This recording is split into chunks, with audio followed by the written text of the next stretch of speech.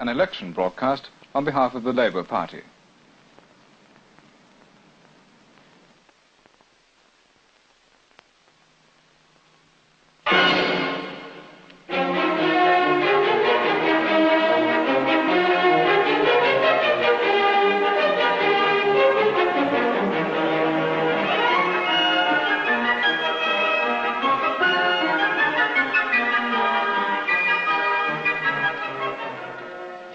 Good evening. The big news tonight, of course, is from Washington and Moscow, and later on, Nye Bevan will be talking about it. Then we shall be going over to Newcastle to join Hugh Gaitskell. But first, the pension scheme. This has caught the imagination of people all over Britain. The Tories don't like it. Woodrow Wyatt questions Dick Crossman. They've got three objections. First, that the 10-shilling increase is an taxpayer £200 million a year. Well, I shall follow Mr. Macmillan's advice and stick to the facts. The fact is that once national superannuation comes into force, the taxpayer will have no extra burden whatsoever. But it's true we're pledged to give immediate relief, not only to the pensioner, but the pensioners goes to the widow, the unemployed and the sick as well, and there's also the generous increase of national assistance. And that all comes to 200 million on the taxpayer. But it's only for a period of months until the big scheme gets underway. Second objection, quite apart from the increase of 10 shillings, the rest of the scheme is so huge that the nation can't afford it. Our contributions and benefits are about on the same level as those of any really good private scheme. Now, nobody calls a private employer or a local authority wasteful or extravagant for giving half pay on retirement through a contributory scheme. Then why should they call the state extravagant for giving the same kind of service to those who are excluded from private schemes? Third objection, that you're taking too much in contributions at the beginning to pay for the benefits you've got to hand out. I heard Boyd Carpenter say that, and he's also said, by the way, that we shan't be giving half pay on retirement till the year 2010. Again, I stick to the facts. A week. Now, she'll be retiring in 15 years, not in 2010. Under the Tories, she gets £2.10. Under us, she gets £4. And the difference of contribution is twopence. Now, I think, though our contributions are stiff, we do give value for money. One of the most exciting things about our campaign is the tremendous enthusiasm it's aroused amongst a wide variety of people. First, listen to what John Osborne, the playwright, has to say. Places have become the names of crimes. Suez, Kenya, Hola, Nyasaland. In spite of all its shortcomings and its glaring lack of imagination, the only political instrument we have which is rooted in a concern, a passionate concern for men and what they've become. I don't think it's entirely forgotten the meaning of truth and justice. Donald Soper put it like this. There are a lot of people who think that a parson oughtn't get himself mixed up with politics. In fact, they believe that politics and religion should be kept in separate compartments. And I'm sure they're wrong. If I want justice and mercy and goodwill, then I must seek them in a political way as well as a spiritual way. And that's one supreme reason why I shall vote Labour. And now the man who created Dixon of Dock Green, Ted Willis. I'm a writer. I'm frankly not very interested in slogans. I like to write about ordinary people. Vote Labour, because I think through the Labour movement, ordinary people get a square deal. Lady Pakenham has worked for the Labour Party all her life. I'm voting Labour because Labour looks after the real top people. The rising generation, rising to the top with Labour's help, the breadwinners, and those at the top of life's tree, the old people. Expense accounts won't help these top people, but a sympathetic Labour government will. The impresario, Jack Hilton. I come from a Lancashire socialist home. Since then, I've seen a lot and been successful, and I'm more socialist than ever. There's no fun in life if you're afraid, and socialist ideas are helping to end both fear and want. Now to industry. Will a Labour government get the cooperation of the trade unions? Mr. William Caron, president of the Engineering Union with nearly 1 million members, is in the operations room tonight. Are the trade unions really in favour today of increasing definitely so. We know that's the only way in which we can increase our living standards.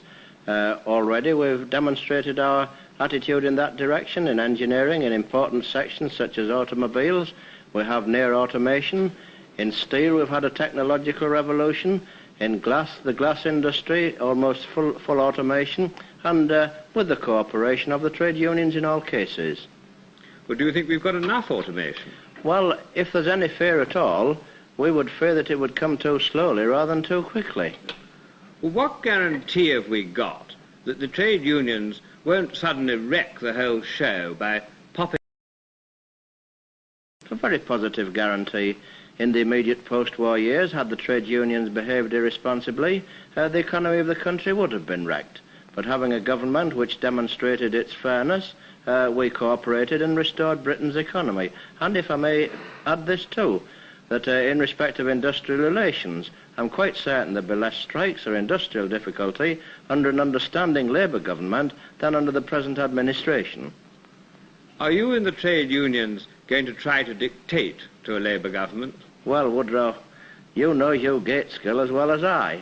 And can you imagine the trade unions... Christopher, will you compare the record of the two governments in industrial relations?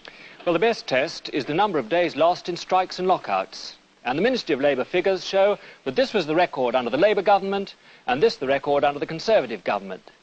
For every one man out under Labour, 2 men have been out under the Conservative government. So if we go by the figures, the Tory party is the party of strikes and lockouts. And one reason, of course, is simply that the party is so lopsided.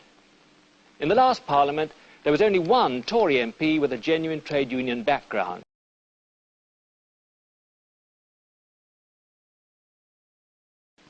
I mean, if you take 293 British citizens at random, you'll be lucky if you find one of them who is or has been a company director.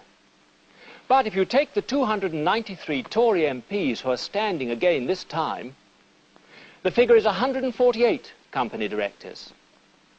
Now, Labour handles industrial relations better than the Tory party because, as we showed last week, we represent all sections of the nation, including company directors, in a fair balance. We're a party of the whole people and not, like the Tories, of just... Doncaster and York. Today in Leeds and Newcastle. He's just come from a meeting to the studio there, and we join him in Newcastle. Most of the places that I've been to in this tour seem to be more concerned about pensions and the cost of living and housing and health and things like that. But up here on Tyneside, they've got something else that they're worrying about, and it's jobs. You see, here you have unemployment, which is substantially higher than it was a year ago and pretty well twice what it was 2 years ago. And it's and South Wales, North Wales, parts of Lancashire and so on had a very bad time in the interwar years. Then came the war and the post-war period. And I think most people will admit that the Labour government did a pretty good job in bringing work to these areas by maintaining full employment and steering firms and new enterprises into this part of the world and giving them inducements to set up. Well, now you have the unemployment, not on the same scale as before, cropping up again. And part of it, I think, is because the Tories did not continue with the same use the firms to come in and so on. However, I'm not so much concerned with what the Tories did proposed to do about local unemployment, and I'll give you the answer. The first thing that you've got to do is to get back to full employment, real full employment for the country as a whole. And that means that you can then steer people, steer firms and new enterprises away from areas where there's labour shortage to areas like this where there's still unemployment. And then you've got to give inducements, you've got to build factories for them so that they come here more easily. You've got to encourage the local authorities to develop the services, the roads, the bridges, and water and so on. And I'm quite convinced myself that in that way, in very much, frankly, the same way as we did before, and not with any new legislation brought along at the last minute, we can bring back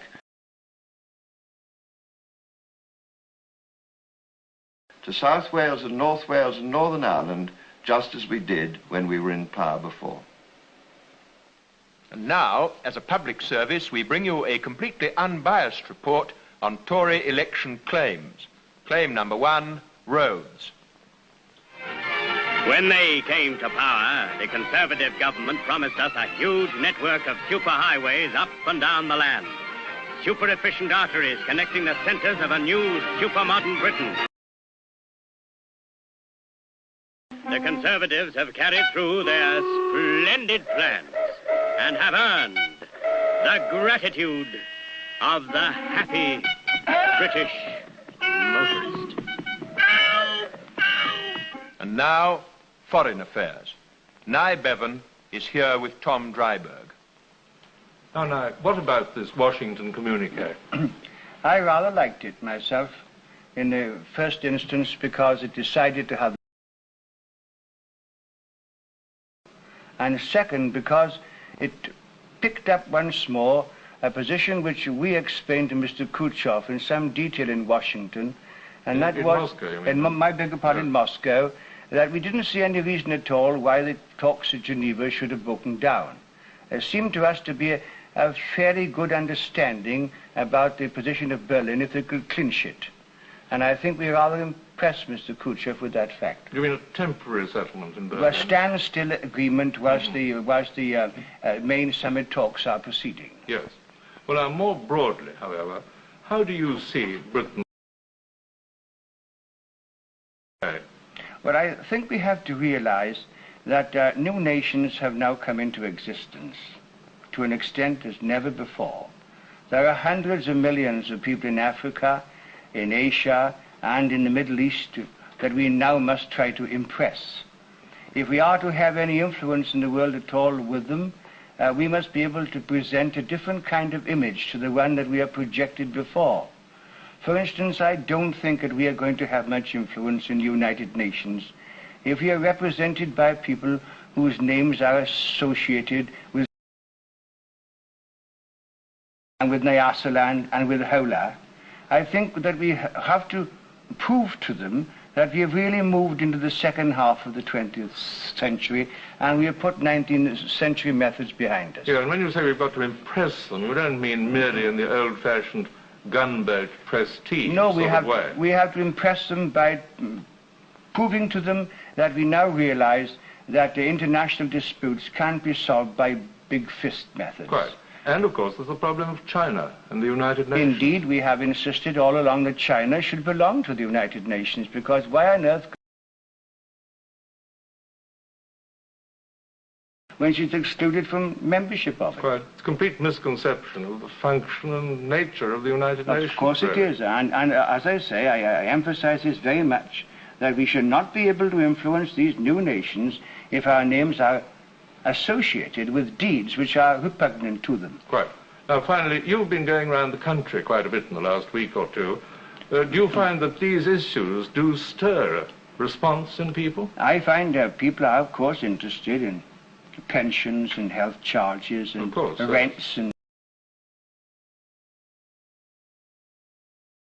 these issues of foreign affairs really arouse profound emotions amongst them, because they realize that all these other things are of no value at all if we are unable to avoid war.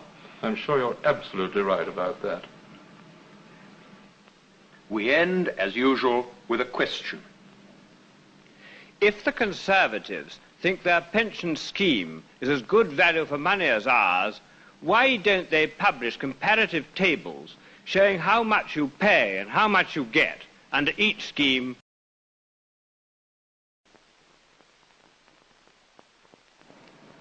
That was an election broadcast on behalf of the Labour Party.